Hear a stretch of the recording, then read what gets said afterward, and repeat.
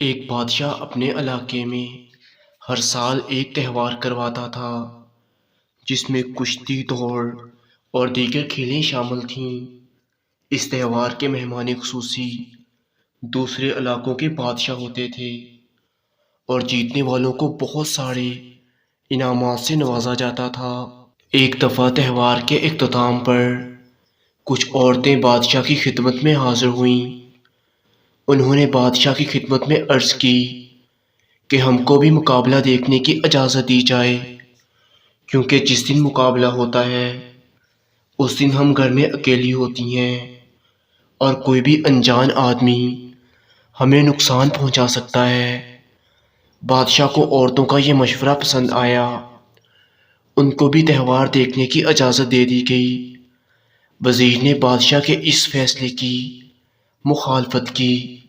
وزیر نے کہا کہ اگر اجنبی عورت اور مرد ایک ہی جگہ پر جمع ہوں گے تو شر پھیلے گا، تاک جنگ کا سلسلہ جاری ہو جائے گا اور ایسے فسادات کا آغاز ہوگا جو کبھی بھی ختم نہ ہو پائیں گے۔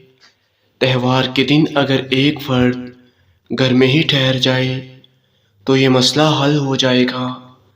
بادشاہ نے وزیر کی بات کو رد کرتے ہوئے عورتوں کی حمایت جاری رکھی۔ اگلے سال مرد اور عورتوں دونوں نے تہوار میں حصہ لیا۔ آنکھوں سے زنا کا آغاز ہو چکا تھا، تاک جنگ کا سلسلہ بھی جاری تھا۔ بادشاہ نے ایک ایسی چیز کی بنیاد رکھ دی تھی جس کے نتائج سے وہ ناواقف تھا۔ دوسرے سال بھی مرد اور عورتیں مل کر تہوار میں شامل ہوئے۔ اس دفعہ جوڑوں میں ناجائز تعلقات قائم ہو چکے تھے۔ ایک دن تہوار کے دوران بادشاہ نے دیکھا کہ ایک عورت کسی مرد سے چھپ کر مل رہی تھی۔ بادشاہ کے دماغ میں شیطان نے یہ وسوسہ ڈالا کہ عورتوں اور مردوں کو کھل کر ایک دوسرے کے ساتھ ملنے کی اجازت دی جائے۔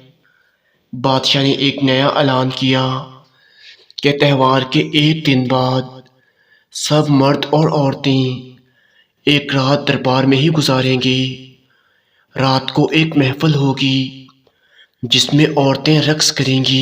وزیر نے یہ اعلان سن کر بادشاہ کو ایسا کرنے سے روکا اور کہا کہ اس طرح تو یہ سلطنت تباہی کی طرف جائے گی۔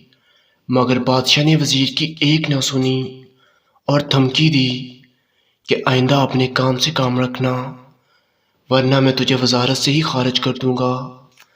وزیر دل میں سوچنے لگا کہ بادشاہ کو اس حرام فعل سے کیسے روکا جائے، مگر اسے کچھ سمجھ نہیں آ رہا تھا۔ اب تو فحاشی اپنے عروج پر تھی۔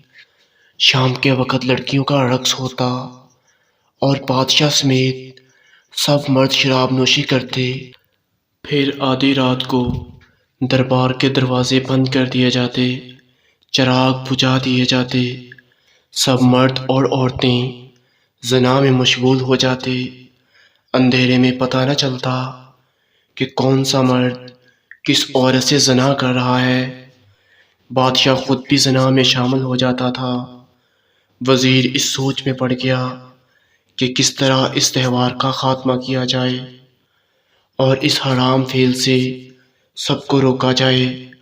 وزیر نے ایک عجیب چال چلی۔ اس نے بادشاہ سے کہا کہ آپ ہر رات ایک نئی لڑکی سے ہم بستری کرتے ہیں، مگر آپ کو اندھیرے میں پتہ ہی نہیں چلتا کہ آخر وہ لڑکی کون سی ہے۔ میرے پاس ایک ایسا طریقہ ہے جس سے آپ کو اگلی صبح معلوم ہو جائے گا کہ رات کون سی لڑکی آپ کے ساتھ تھی۔ بادشاہ نے بےتابی سے کہا، ایسا کون سا طریقہ ہے جس سے مجھے پتہ چل جائے گا میں نے رات کس کے ساتھ گزاری تھی؟ وزیر نے بادشاہ کو ایک گلابی رنگ دیتے ہوئے کہا کہ آپ ہم بستری کرتے وقت اپنے انگوٹھے سے یہ رنگ لڑکی کے ماتھے پر لگا دینا اور ساتھ ہی کینچی سے لڑکی کی چٹیا بھی کاٹ دینا۔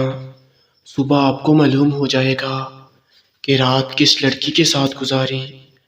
مگر وزیر نے بادشاہ کو ایسا رنگ دیا جو منہ دھونے سے چلا جاتا تھا اور ایک زنگ آلود کینچی دی جو بالکل بھی ناکارہ تھی اور بال کاٹ ہی نہیں سکتی تھی۔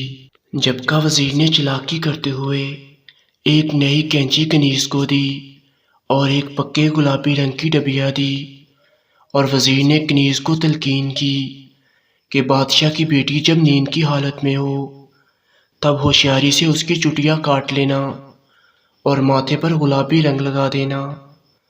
وزیر کی یہ چال کامیاب رہی۔ صبح کو اس لڑکی نے منہ دھو لیا جس نے بادشاہ کے ساتھ رات گزاری تھی۔